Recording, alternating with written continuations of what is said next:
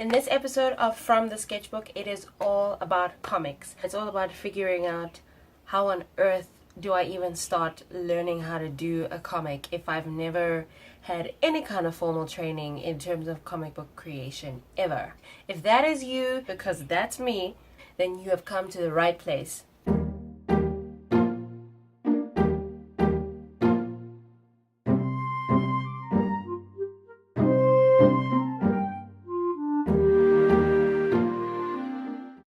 Let's talk about babies for one moment. Babies arrive on the earth and nobody is like, okay, here you are, sweet Nana. I'm going to show you the mechanics of how to walk and then you will be able to walk. No. The baby observes the world around them and they try to copy human beings and they fail and they fail and they fail and they fail. And then eventually at some point, all of a sudden, this baby can walk. And you're like, how? You can walk. When did you start walking? That's the same kind of mentality and analogy that I think as artists we need to have. Sometimes people are not going to be able to teach us everything that we need to learn. So I think the best way to move forward is to go back to how we originally learned how to do things. We look at other artists and we imitate them and analyze what they do so that we can be able to do the same thing in our own way. The tools you will need to start on this self-learning journey.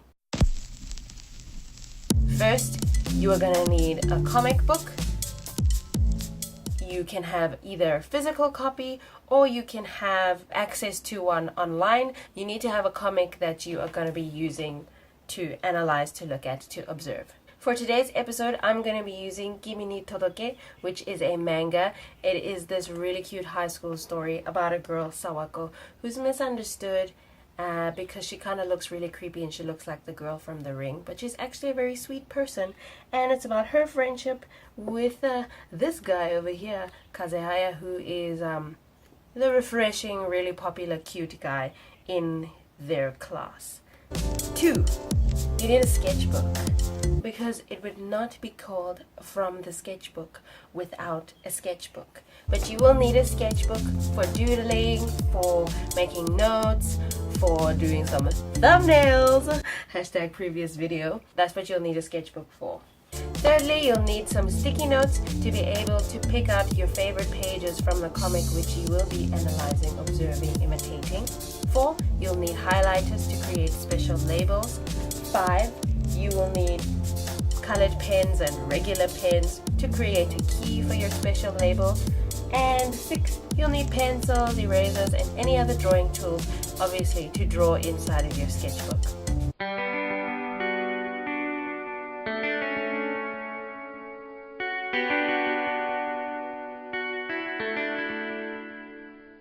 Number 1, don't waste time worrying about where to start. That was like my problem. Sometimes you want to start something, so you're like, okay, where should I start? You're busy worrying about where to start that you don't actually start. So stop that. If you have this comic, start with that comic. Your intuition, the very fact that you know in your heart that you want to do a comic, already you've got some place in your mind where you think you can start.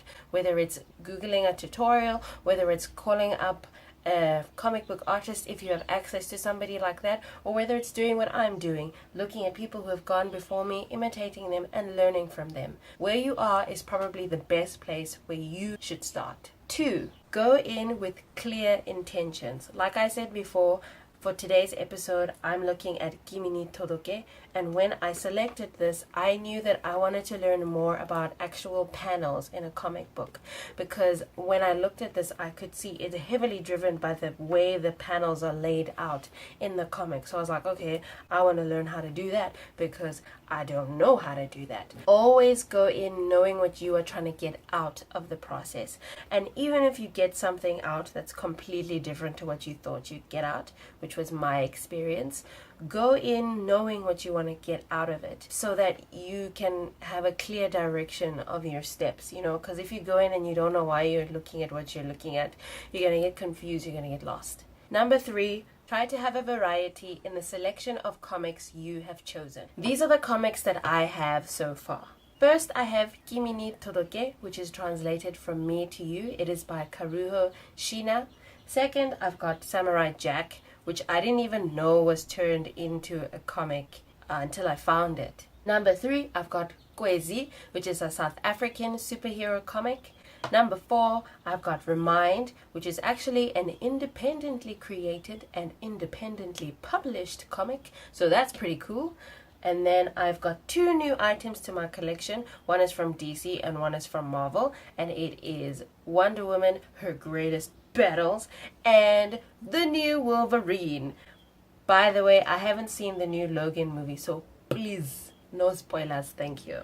From face value, I can already see, because these comics are so different from one another, I can already see there's a lot that I'm going to be able to learn from all of these artists. Whether it's about color, or whether it's about genre-specific things, or whether it's about translating a TV show into a comic, or whether it's about keeping a character iconic, like something like Wolverine, or a character like Wonder Woman, or even some culturally specific things, like the fact that the manga is Japanese and that Kwezi is South African. Surely there's going to be something there that I learn. And even Remind, look at it, it's hardcover, it's huge. Like, don't always learn from the same comic book artist.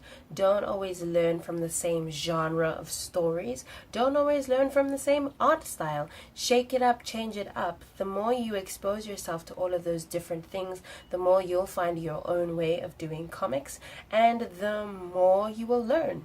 4, take the pressure off. When I was figuring out where to start, when I woke up on that Saturday morning, I took out my sketchbook. I was sitting on my bed. I took out all of the tools, and then I just went through the book and I chose the pages that stood out to me. I chose the pages that either stood out to me because it was a significant point in the story, they stood out to me because I enjoyed the design detail, or they stood out to me because the way that the page was arranged was enjoyable to read. So then I picked them out, and I was just literally sitting on my bed just doodling away. Because this is your own process, it's there's no prescribed way of doing it. You do it in the best way that you know how. You do it in the best way that you know that you will benefit. I looked at my favorite pages, then I did a little doodle of it, and then I just made notes on what I actually sat and actually observed. Yeah, the whole thing took maybe like an hour and a half for me to do. It wasn't very long, and it was easy. I just decided not to put so much pressure on myself to try and figure out everything about the comic. If I didn't understand why something stood out to me, I didn't get frustrated, but I had to calm myself down and realize, you know what? If I don't understand why it stands out to me now, I'm gonna look at the pages where I do understand why it stands out to me, then make the notes that I can make, see what I've learned, and then move on. There's no point in putting so much pressure on yourself to try and figure out something and be an expert on it on your first try. The very fact that you are going in and you are doing it yourself is very, very admirable, I believe. Number 5. You won't learn everything in one day. I also realized that. Since it took me like an hour and a half to go through everything, I started to panic. I started to get really worried because I was like, oh, I have to learn everything. I have to learn everything. No, I don't have to learn everything. Back to my baby analogy. A baby does not learn how to walk on their very first try. In fact, they fall a bunch of times, and I don't even think it's probably a good thing to learn everything in one day. I just don't think that's how like life works. I don't think that's how God designed it. Take what you can in that day that you've decided to learn and move forward. I believe there will always be something new to learn. These books have like a bunch of pages in them, and not everything can be understood on the first try. And that's okay, because the next day you'll learn something new, and the next day you'll learn another new thing, and the next day, and so on and so forth. That's it for this intro video in this whole comic books journey. Wherever you are in life, you could be in high school and you want to learn, you could be a university student and you want to learn, or you could be a professional in a different industry and you want to learn, and you want to learn more about comics because you're passionate. This is for artists like you and me who are on the self-learning journey. So I just want to encourage you. It is possible, and we are in this together. And in the comment section, comment what you you are doing to try and learn about comic books in your own way. Lastly, do the right thing and subscribe and share it with other artists. Thank you for watching this video, and I'll see you next time.